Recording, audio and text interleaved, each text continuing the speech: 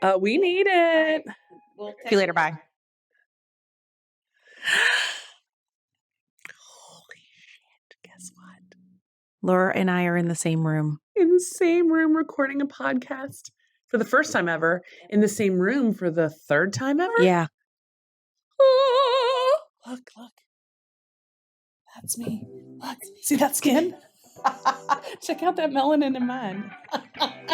Okay, ready? 1, 2, 3.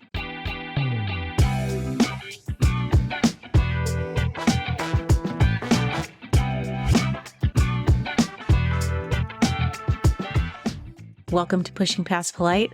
I'm Kori. What do we do here? I don't know. Welcome to Pushing Past Polite, where we talk about what matters. And make the world more just.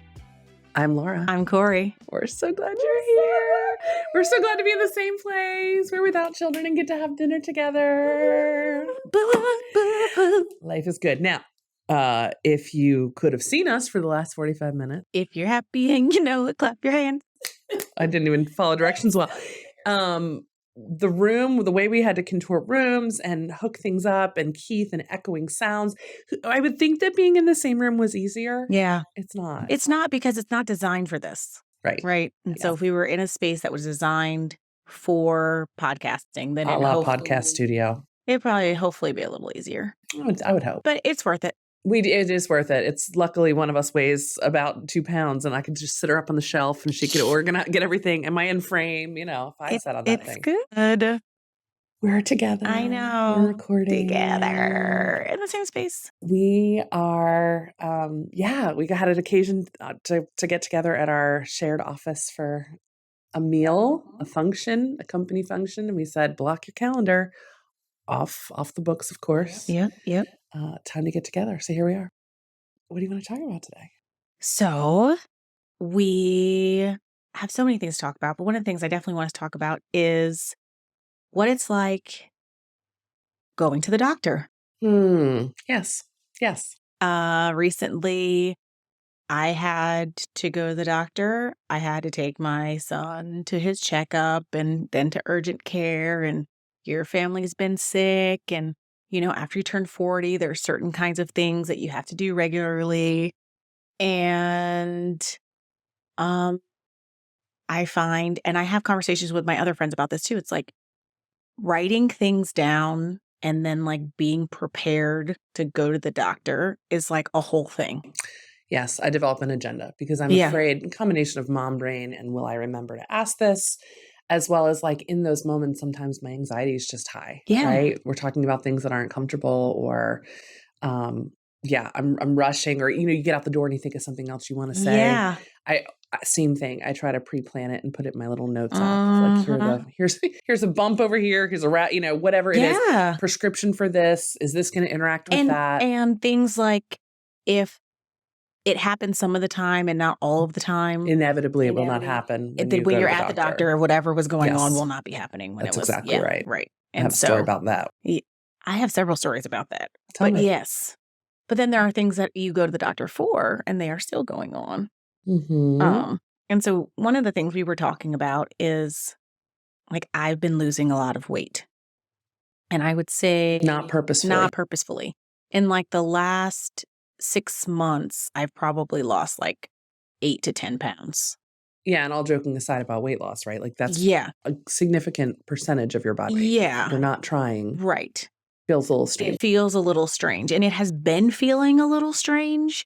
But when I weighed myself this morning, and so I went to the doctor a couple of weeks ago because it was uncomfortable to sit down. And it has been like that for a long while. And often, with childbirth, things go on down there, hemorrhoids, all kinds of stuff happens, right? So like soft tissue, not muscle or bone, not like bones. Not like bones. Yeah. And so I was thinking, I had 2 babies in 2 years. And so like my body is still. That would impact the nether regions. Returning back to itself, and, reabsorbing, organs are moving back into place and things like that. But it's been 2 years since I had my last person. Mm-hmm. And it was like, I would be rocking him and it would be very uncomfortable while I was holding him, rocking him. And so I went to the doctor, and it turns out I have a cyst. And But before we got to that part, they take your height, your weight, your blood pressure, all of these Can we things. talk about how anxiety inducing that is just at the very start? They could get that same data midway through the appointment and it would be a little less scary. Yeah. It's like, hi, welcome. You are your number. Yeah. This is your number. This is how you're evaluated. Right. It's like a system that they use, an efficiency style system, right? But it really makes a lot of people, particularly women, uncomfortable. Yeah. Side note, like I said, I've been to the doctor a couple of times and I was supposed to get a flu shot and I still haven't gotten a flu shot because of the inefficiency and the efficiencies, which kind of is interesting. But anyway, so at the doctor, they have tables that will weigh you. So you sit down, they do all your stuff and the table's weighing you. And so, I've never seen that. That's pretty cool. Yeah. This is like old technology, to be honest. They have it at the vet's office. Yeah, right? The dogs climb on the scale. Why can't they do that for me? Exactly. And so like my weight was down, but when my doctor came in and saw that my weight was down, she immediately praised me for it. Right? Versus seeing this as a potential medical red flag. Right. She was like, oh, your weight's down, but it's in the range that's healthy and, whatever. And I was like, yeah. I was like, but I haven't been trying. I did tell her that. And she was like, okay. Not concerned. Not really. Didn't ask any questions. Didn't seem concerned about it. But in that time, I've lost more weight. And so I have been concerned about this the whole time. Like I've told you about it and my husband about it when it was just like, I've shifted my eating a little, but I'm still eating really regularly. I just saw you have a very healthy plate of food and you just mentioned you were hungry again. Yeah. Which given the data of the weight loss is interesting. It's like, what is absorbing this that my body is not? Yeah. I don't know. Yeah. So the idea though is like having to advocate for yourself because when I went, there were 3 things I wanted to talk about. One was my sitting situation. My pain in the ass. My pain in the ass. The pain in my ass. The other was I've been experiencing just like lightheadedness in randomly or when I'll stand up and I'll just be kind of dizzy or like right now, I'm sitting here right now and I feel lightheaded. And I had talked about that the last time I had seen my doctor.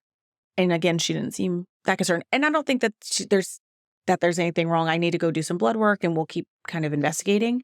But I feel like these days, it's much more necessary for me to advocate for myself than when I was younger going to the doctor, right? Is it because it's assumed that at our age, things just are weird? Maybe. Huh. Let me ask you a question, if you don't mind you can decide if you want to answer. Yeah. Do you trust your provider? Do you have a good rapport with your provider? Do you feel like she listens and cares? I think so. And I'm going to give you a really good example about why. So several years ago, I was having allergy issues. Okay. Right? And yes, I remember. Yes. And for those of you who don't know me, I love food. But I also love like shellfish, seafood, crawfish boils. We have annual crawfish boils. And so in I think 2017 or 2018, we were doing a crawfish boil. I had this reaction. And so I thought I had a shellfish allergy. And so I went and saw a allergist and they did like the skin prick test for the shellfish and it came back negative because it's like an anaphylactic response. But within an hour, my eyes were puffy. I had welts on my neck and I was leaving town and I left town. So you had already left the office. The allergy test was over. Yeah, it was over. And so I was sending her pictures of this, like this swelling on my face, this swelling on my neck. And I was, like I said, I was out of town. So I was literally just living on Benadryl. And she was like, well, if it doesn't subside, you may have to go to an emergency room. Not what you want to do out of town either. Not what I want to do out of town. And so like in that experience, I really felt like my provider wasn't listening to me, right? Like I was I was like, this is when I'm having this. I eat shellfish.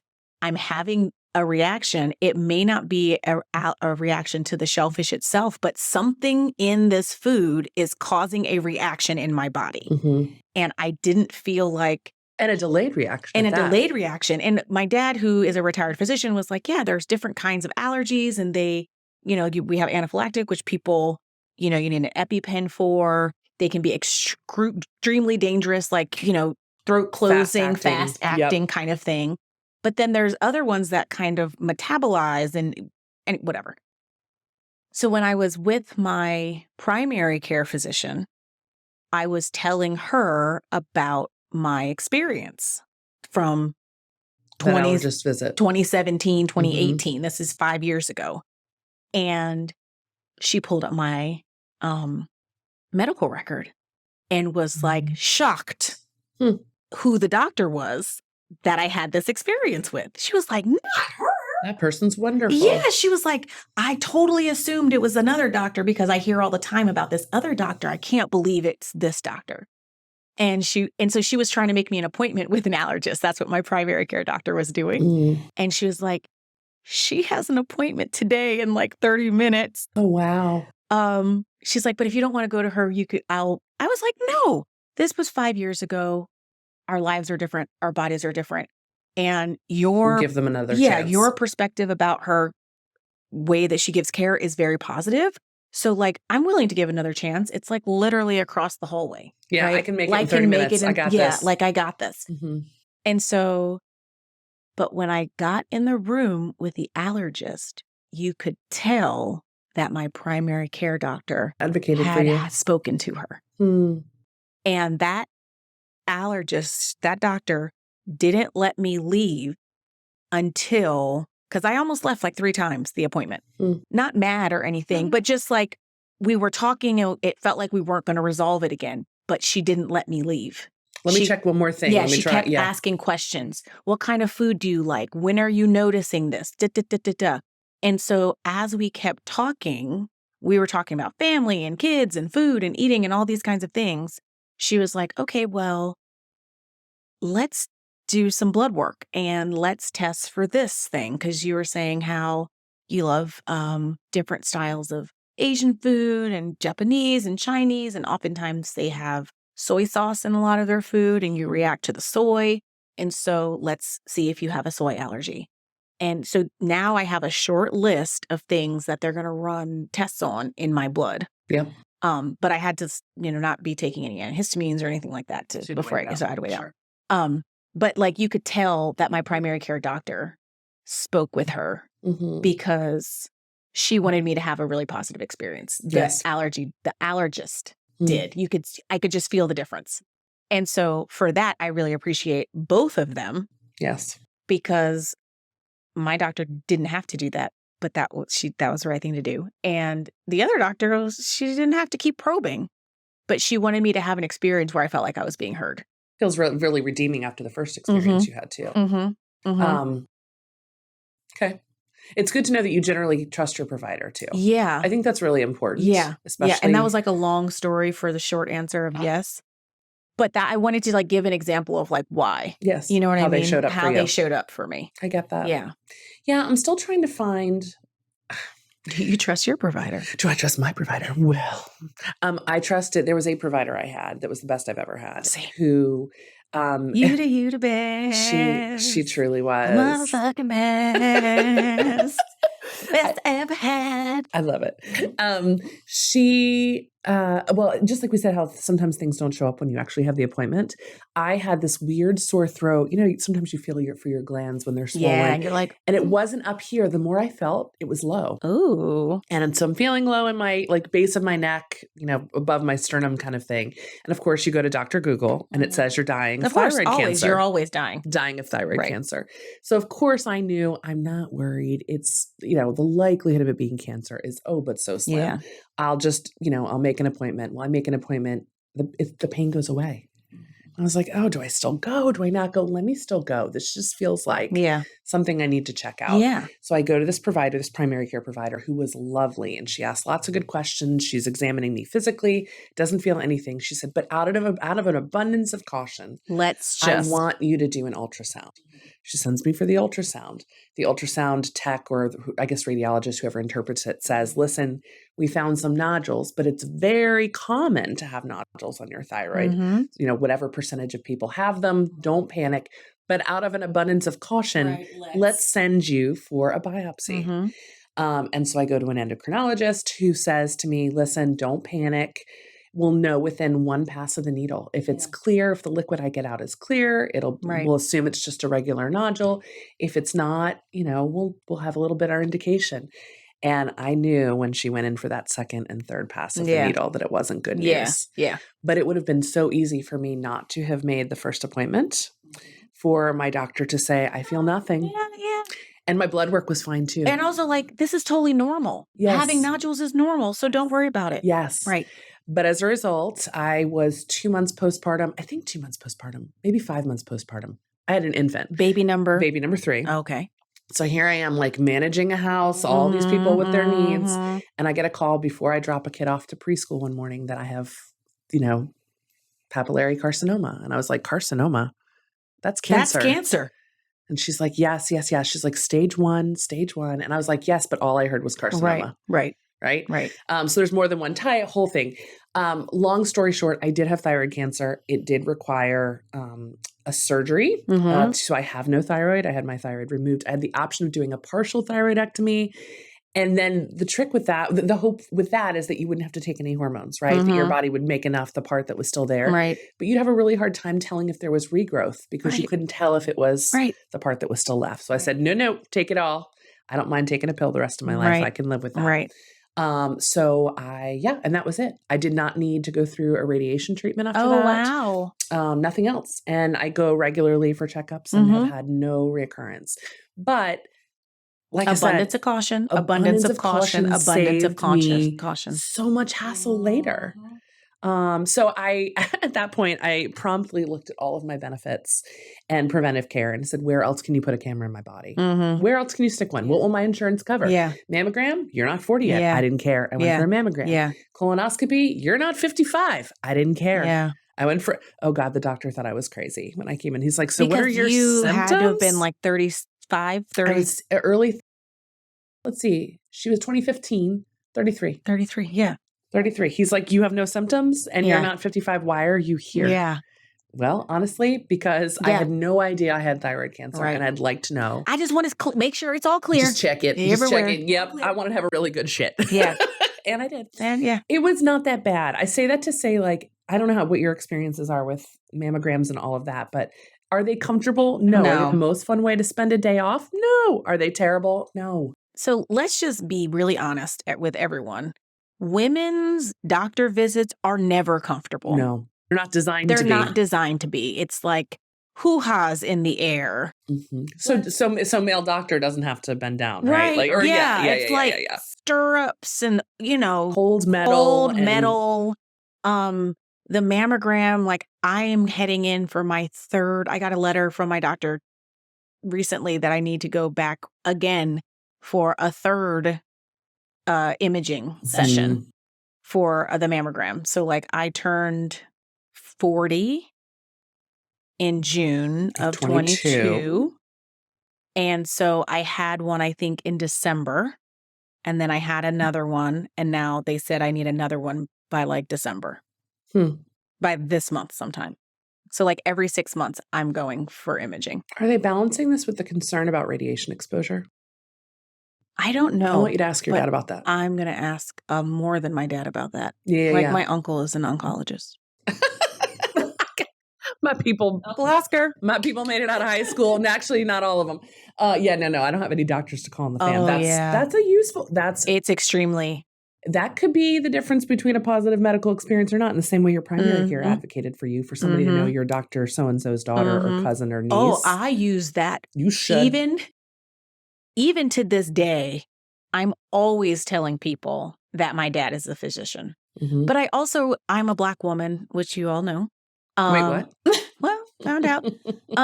And most of my doctors are Black women as well. And one of the reasons I just wanted to do that was for this reason, right? So there's not this issue of I don't believe you, or I'm second guessing your experience. That was my assumption, is that I assumed that in having Black female doctors that I would have less of that. Yeah. That's the thinking. And has that played out? Are you implying aside it has from not? that one Okay. allergist experience, which was totally been 180 since I've seen her again. Yeah. It has been that. My son's pediatrician, she's a Black woman. Mm-hmm. I think that my dentist is a Black woman, Mm-hmm. or the dentist practice that we go to. Not for the kids, but for us. Our primary care. Yeah. Mm-hmm. My optometrist. Interesting. Mm-hmm. I can appreciate and understand that, especially when you think about differential outcomes. My OBGYN. Oh, that was probably a critical choice. Absolutely. Because maternal outcomes can be for Black women are dismal. Not can be. They are. They are dismal. Mm-hmm. Yes. So knowing that someone believed you when you said you were in pain or something is not right was really important. Well, that doctor that I adored, that really, just in case, extra mile for me, went into private practice, which is indicative of the system and the fact that it does not make sense. She didn't want to spend 5 minutes per patient. She wanted to have more solid time. And so her practice does not accept insurance. She's like the boutique firm. And I get it. And I want that for her. I want that quality of life. But I want her for me. I want you back. Yeah. So as a result, I took the next person who came to the practice is actually a woman of color. I very much liked her. And she diagnosed something in me because of her familiarity with something that her husband had. She said, I know exactly what you have. This is when I developed the alpha-gal syndrome, which is from a tick bite. I was living on Benadryl in April of 2020. Nothing else was going on in the world. My life was simple. Just started a new job. I'm homeschooling kids. Now I literally rashes all over my body. I didn't even know you. No, you did not know me yet. And was having crazy tummy reactions to things. And when I went in, she says, okay, let's try in the meantime. While I get this blood work run, I want you to drop pork, beef, veal, all this stuff. And it was still happening. And she called me back, said the test was positive, because I know, and you don't even think about this because my husband has it. Yeah. She says you need to drop dairy too. That's why it's still been happening for you. So anyway, but her experience, her life experience, and knowing about something that was unusual was the difference in me being misdiagnosed or saying, sorry, you've just got and just having to live. Skin. Yeah. Right. It was huge. So I look for providers with diverse life experiences as well. I try to avoid dudes as much as I can. There's some great dudes out there. Yeah, I've had some great dudes, but not them all. Dr. Robert Salas. Okay, this is going to be a little who's who in Baltimore, Maryland. No, he's in California. Oh, Cali. This is my doctor I grew up with. If you're in the area, if you're in sports medicine, you know who Dr. Salas is. He was a family practice sports medicine doctor, so he was my doctor for everything. Yes. Right? And I was spoiled rotten. Not wonderful. I was spoiled rotten. And so he was my doctor from the time I was 10 until I was 25 or 26. I love that. You didn't graduate out you would with a pediatrics. Right. Because he had was the family sports practice medicine. and he was sports medicine. Smart, so he was my doctor for a super duper crazy long time, to the point that when I fell off of my bike and got a concussion in college, 2014. No, I was adult. Post-college? Oh, I don't think I knew about that. The doctor I saw here knew Dr. Salas because he was a sports medicine doctor. The shit. Yeah. The doctor I saw here was a sports medicine doctor who specialized in concussion, post-concussion syndrome, blah, blah, blah, blah, blah. And so I was going to see him often. And we would talk, and he was like, oh, here, I went to the lecture with Dr. Salas, and he's the guy. That's awesome. Speaking of graduating out and a doctor you didn't want to leave, growing up, I had a nurse practitioner in a pediatrics practice that I started seeing probably at about 10, knowing there's probably not that many more years left, maybe 12. Right. I hit 17. I hit 18. You're still seeing her. I would go to the counter and they're like, what's wrong with your child? I'm like, I'm the child. The child. And funny story, she one day saw me for something and said, "Hey, are you busy tonight?" And I was like, "What?" She goes, "I have a friend I'm supposed to hang out with, and her babysitter bailed. Any chance you want to babysit?" And that's how I met my people, the family that I nannied No for, that I still to way. this day have this wonderful relationship with. It's her godchildren. And isn't that wild? But here I am. She's like, "Guess what? I've got a need, and you're old. Yeah. You're old enough." And since I see you often, I'm going to do you a solid. I do you solids. You can get some Could you do $10 me an a hour, solid? which was a lot of money back in 1997. Right. And and you do me a solid because I don't want to cancel my plans with my friends. Isn't that funny? That's so adorable. So I eventually felt like, okay, they were judging me. They thought I was teen mom every time I came up to the counter. So I, moseyed on. Went to the college health center or whatever for a while. College health center where they give you a bag of salt and say gargle even if you have a broken arm. Oh, I went to Georgetown. We had a hospital. Jesus fuck. No. I went to a tiny little state school. We were like at a training medical facility. So when you went to the hospital there, it's like you had, really oh my God, high quality doctors, and, they were training people to be doctors. So you had medical students, doctors, residents. Yeah. We literally had a health center that was underground, like in a bunk. It was. Yeah. We always joked you just get a bag of salt. That's hilarious and it's kind of sad. You got a yeast infection, here's a bag of salt. Whatever it is, it's just a bag of salt. Just gargle, you'll be fine. You'll be fine. Yep, you'll be fine. So anyway. Yeah. It's so important to advocate for yourself. It's so important to take preventive care seriously and do it regularly, even though it's not fun. And I'm talking to my people, especially my men.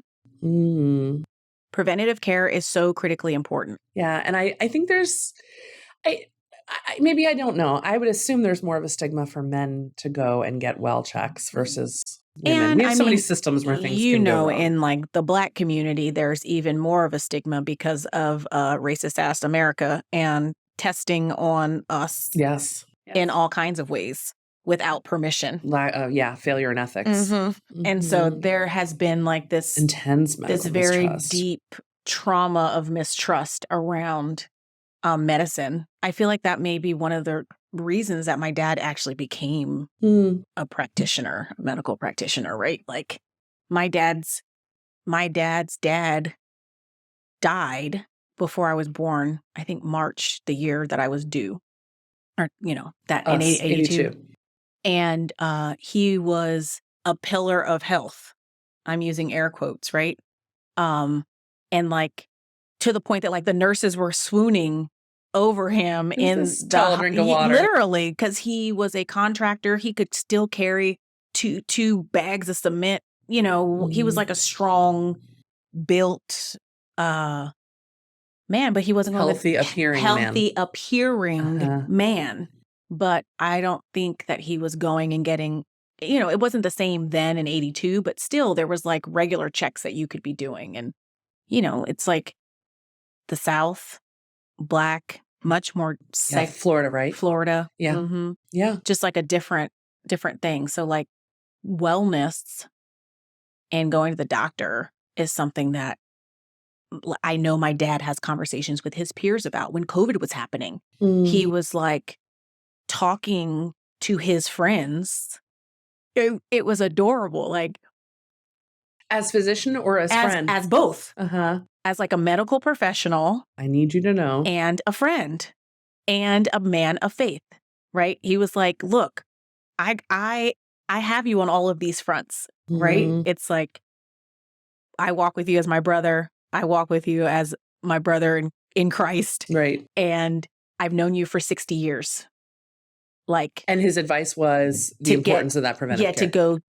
To get vaccinated. But what? Oh, the vaccination. The vaccination during COVID. Oh, because of that intense mistrust. Yes. So people weren't going. But it was like, they're all of that age in their 60s that like they needed to have higher risk.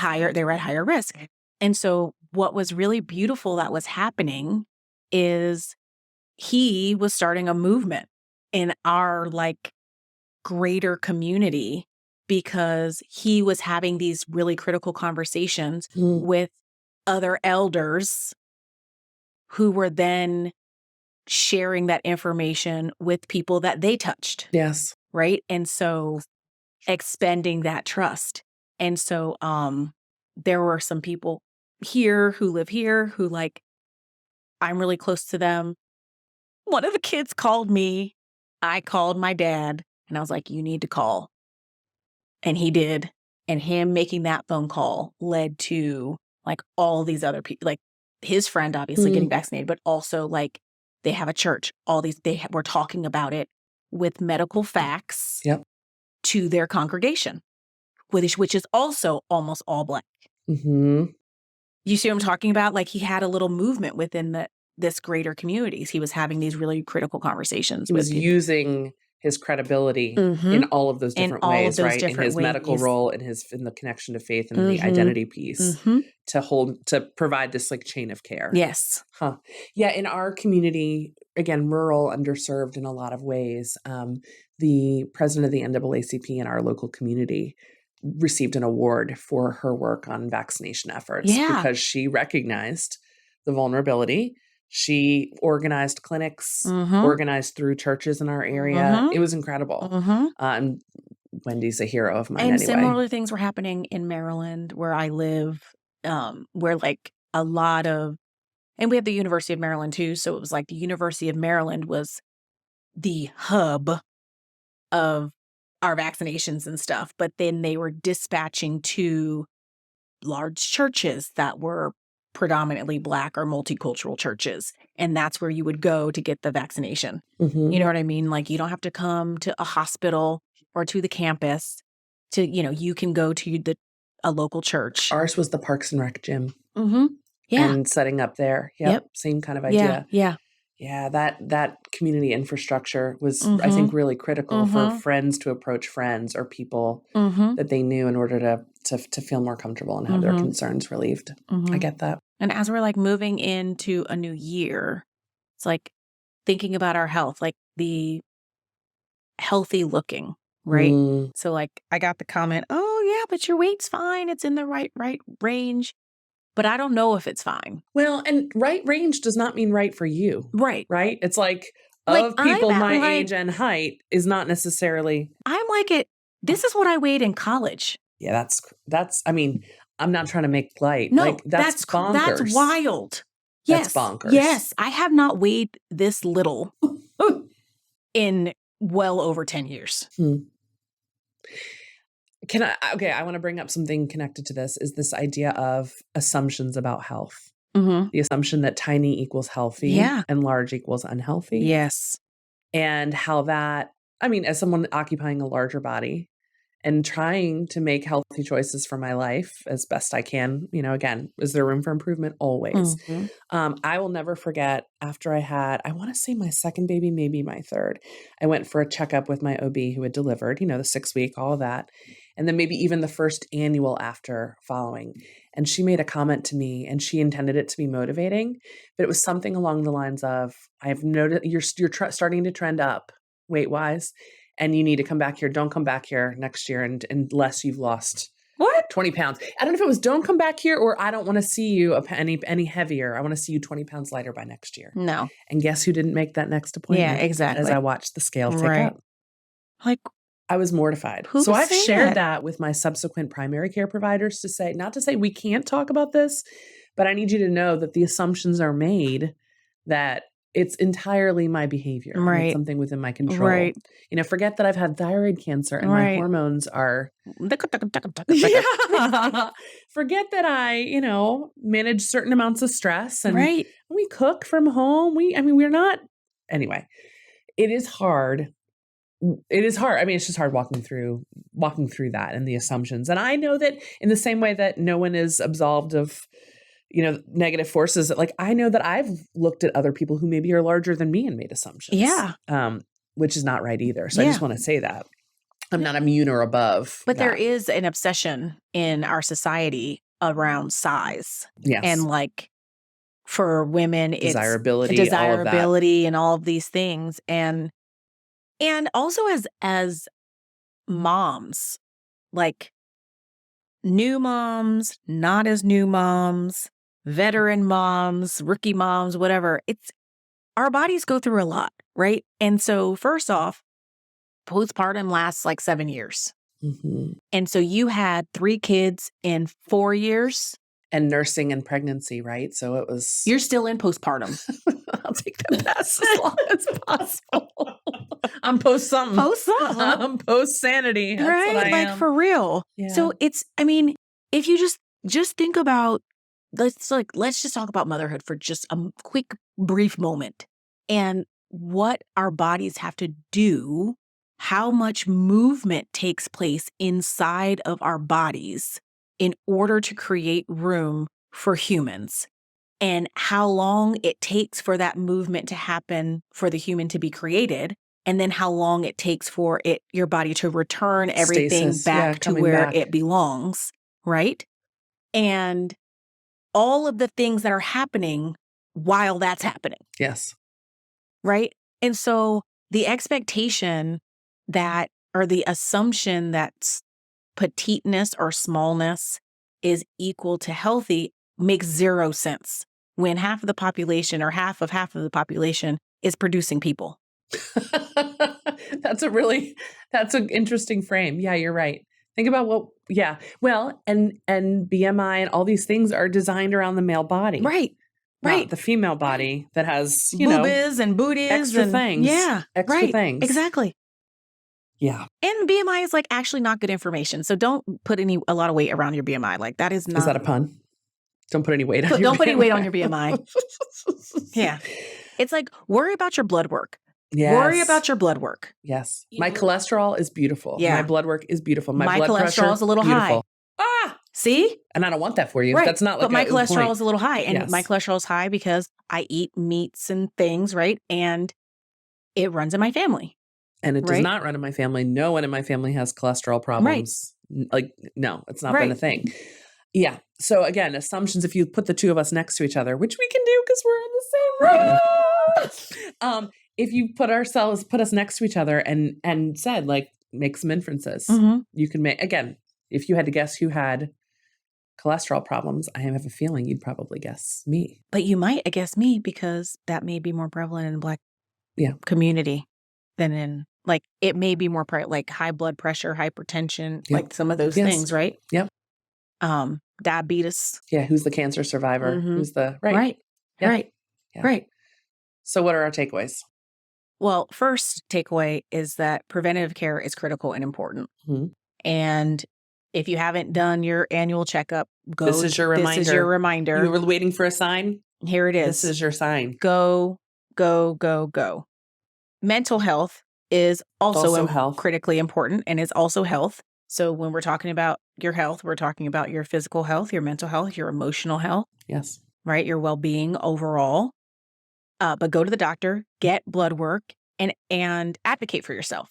Yes. Like write down the things that have been coming up for you that you want to talk about. Yes. And if you're not satisfied, like I was willing to leave and I probably shouldn't have been willing to leave because I was just kind of over it. But if you're not satisfied, stay. The persistence of my doctor helped me to stay. And oftentimes you don't get that persistence, right? Like I didn't get that persistence in my first experience with her. But it's writing down the things that are of concern and advocating for yourself, right? And to that point about writing things down, I mean, having data, as bringing as much data as you can. And by that, I don't necessarily mean charts and graphs, but like plotting your cycle or noticing food journals or whatever it is that can help create a full picture. Right. So that way it's not brushed off as, well, it's probably this. Right. Well, actually, according to it's not that. I've been doing this, and this. Exactly. And I'm not saying you're wrong, Doc, but like here, let's enter new information. Add some new information. Exactly. Let's layer this. And the food journaling thing actually is a really great example. Any kind of documentation does not have to be forever. It doesn't have to be comprehensive. It's like for 1 week, this is what I'm going to do. I'm going to just like write down the things that I'm eating. And if my body has some sort of what are my triggers? What are my, yes, absolutely. Notice. And that's it too. It's bringing greater awareness to our bodies. I know, especially as moms and working moms and moms, just in this post-apocalyptic, whatever the heck we're in right now. Like there are so many things to worry and be sad and stress about. Yeah. That paying attention to what's going on in our own body is very easy to push back on the back burner. And we need to be paying. The noticing is important. The checking in with your body, the thinking about how am I feeling? Right. What is that I'm feeling? And does that feel right? If it doesn't feel right, write it down. Yes. Yep. Right. It's like, I was walking around with ass pain or, sitting down with ass pain. The ass. Pain, like a straight pain in the ass. And it got to a point where I was like, okay, something about this isn't right. So my first step was I emailed my OB. Yep. And I was like, hey, I have this thing, this pain. I was thinking it might be this, but I don't know. What are your thoughts? And her response was, make an appointment with your primary care. GP. I was going to ask where she sent you. Mm-hmm. Okay. Make an appointment with your primary care. Because they will assess what it is. And if you have to go to a specialist or somebody else, they can dispatch you to that. Yep. Yeah. So find a provider that believes you and listens to you and is willing to. And keep shopping, right? Like, I'm going to be shopping. The thing about it, the thing about it is the doctor-patient relationship is a relationship, which means you can break up. Right. You can break up. Yeah. You can leave that relationship, 1. And 2, you are equal members of the relationship. So the doctor has expertise in medical things. But you've been living in your body your whole life. Yes. Yes. Mm-hmm. So don't discount that don't discount that value that you bring having lived in your body your whole life. Yes. Yes. To that point, I also want to remind myself and maybe other people listening too, is that needing to be kind to our own bodies, not just in our treatment of them in spa day. And I don't mean any of that. I mean, much more of like being grateful for what your body has done for you, that you can bring new life into the world, that you have overcome an illness, that your body, you've gotten through the pandemic. If you're listening to this, right. Your body has done that for you. Yeah. And your body is your ticket to be here. Right. That you can put your feet on the floor in the morning. Yeah. Or you can. Yeah. Move. Yeah. Celebrate what your body can do. Celebrate what your body can do. Yeah. Yeah. And pay attention when it's doing things differently than what it has done. Mm-hmm. Notice, like you keep saying, notice. Like today when I had a double shot of espresso and a coffee and I haven't had coffee in years and my body said, ow. Ha! Restroom. Yeah, needed it for the drive up here, but won't be doing that again anytime soon. Thanks for sharing. I appreciate it. Oh, yeah. I'm all happy to share about my pain in the ass. We won't name it yet, right? Some days we can name them, but not today. I think I did. Did I not say? Did you want to name it? Did I have a little sis? Oh, no. I meant like give it a name like Josh. Oh, you want to know something that's so funny? What? Bob. One of my old teammates from college had a little cyst on her knee, I think. And she named it Bob. And it was Did she draw a little face on it? It was named Bob. No, she didn't draw a face on it, but it was Bob. We all called it by its name. Oh my God. I did not name my tumor for the record. Yeah. That's amazing. Bob. That's amazing. I'm almost certain it was Bob. All right, well, I bet she remember. Yeah. Let's ask her. We'll ask her. No, I think, and I also want to call attention to, I know we were trying to wrap, medical justice too, right? The fact that access to care is not something that is universal. Right. And we don't have to accept that as the way things are. Most countries don't. Right. And yet here we are assuming it's just, well, what a shame. Yeah, no, not what a shame. Something we can do something about. And people are suffering so much from that. Like no one in this land of the free should be. Did you use air quotes? You want to put air quotes up? I do. Yeah. You saw how I looked around. I know. Bueller, Bob. Bob. But no one should be one medical bill away from losing their home, their car, the food that construct is like mind-boggling. Mm-hmm. Yes. That like you are one injury, one incident away from not only having to deal with the medical thing that you now have to deal with, but you also don't have a home. Mm-hmm. Yeah. We don't need to accept this as the way things need to be. I just want to, it's one of those like pause, like you realize we're making assumptions. Yeah. Like we as Americans make assumptions every day. Right. That this is just what it is, or maybe this is the best system in the world or the best it's going to be. It is not, and it can be better. Yeah. It can be so much It better. absolutely And there can be are better. examples of what it can look like. Mhm. That's the part. I am not right? the policy expert on how to get us there, except to say we need to trust people that are, and there's a price tag to these things. But I would much rather be investing money on this than a lot of other things we prioritize on our budget. Right.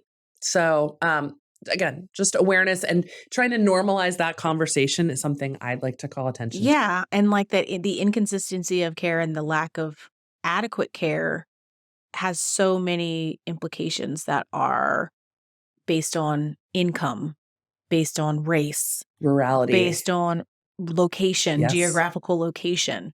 And that just simply should not be the case. No. Like that just shouldn't be the case. When we work at an organization that is figuring out solutions to reduce the carbon dioxide footprint in our world, in our environment, then I feel like Call me crazy. should be possible to have a healthcare system where insulin doesn't cost $2,000. Mhm. I think to boil it all down, in my view, it's about this worry about us and mine and what is mine and what I deserve and what other people don't. And I think that's actually one of the very negative downsides to American individualism. White supremacy culture. Agree. Yeah. Yeah. Is if we could see everyone as equally as worthy and human and fully human, and we know what our own experiences are, if we wanted to extend that to every person, even people that don't look like us, live like, whatever it is like us, we would be in so much better of a place. I think that thinking, that culture, that mindset can be such a trap for us from seeing about what could be. Yeah. And we're sold bullshit. Like we're literally just spoon-fed bullshit, right? Like we have a recruitment problem in our armed forces. Why? Because we send brown and black kids over there promising them some sort of access to the American dream, and then they come home and don't have anything. Mm-hmm. Right? Like that's just bullshit. Right? We're told that, we live in the land of the free, yet you go across the bridge and there are tent cities everywhere. Mm-hmm.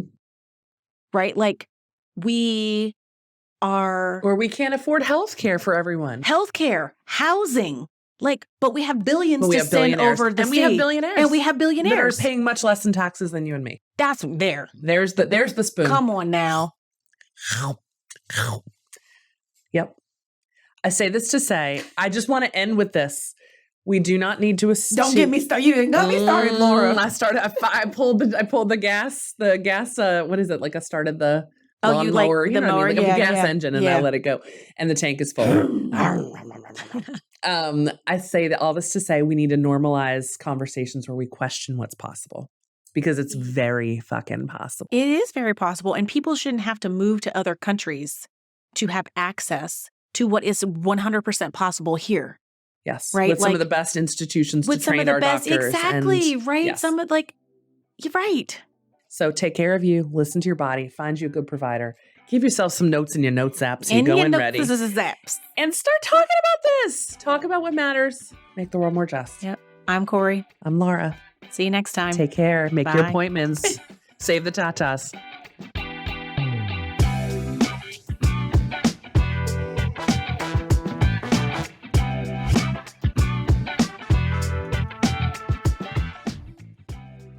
Thank you for listening to Pushing Past Polite.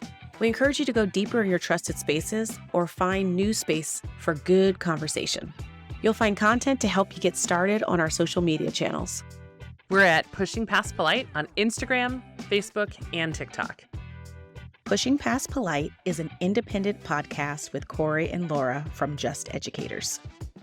Our cover art was designed by Rachel Welsh DeIga of DeIga Designs, and our audio is produced by Keith at Headset Media. Until next time, don't get stuck talking about the weather. Push past polite. See you next time.